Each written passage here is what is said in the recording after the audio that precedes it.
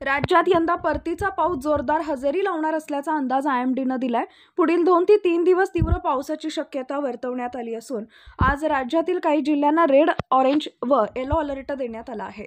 हवामान विभागाच्या अंदाजानुसार कोकण, मध्य महाराष्ट्रात आज पावसाचा जोर अधिक राहणार असून कोकण किनारपट्टीसह पुण्याला रेड अलर्ट तर मध्य महाराष्ट्रात काही जिल्ह्यांना ऑरेंज अलर्ट देण्यात आला आहे.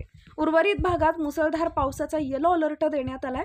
पुढील 2 दिवस कोकण, मध्य महाराष्ट्रात पावसाचा जोर अधिक राहणार असून उर्वरित भागात येलो अलर्ट देण्यात आलेला आहे. आज मुंबईसह ठाण्यासह बहुतांश भागात विजांच्या कडकडाटासह मुसळधार पावसाची शक्यता वर्तवण्यात आली असून पुण्यासह कोकणातील काही जिल्ह्यांना रेड अलर्ट तर मराठवाड्यात काही जिल्ह्यांना ऑरेंज अलर्ट देण्यात आला आहे. हवामान विभागाच्या अंदाजानुसार कमी दाबाचा पट्टा सध्या बंगालच्या उपसागरावर सक्रिय आहे. त्यामुळे राज्यात अनेक जिल्ह्यात पावसाचे अलर्ट देण्यात आलेत. पुढील 5 दिवस राज्यात मुसळधार पावसाचा इशारा देण्यात येणार आहे.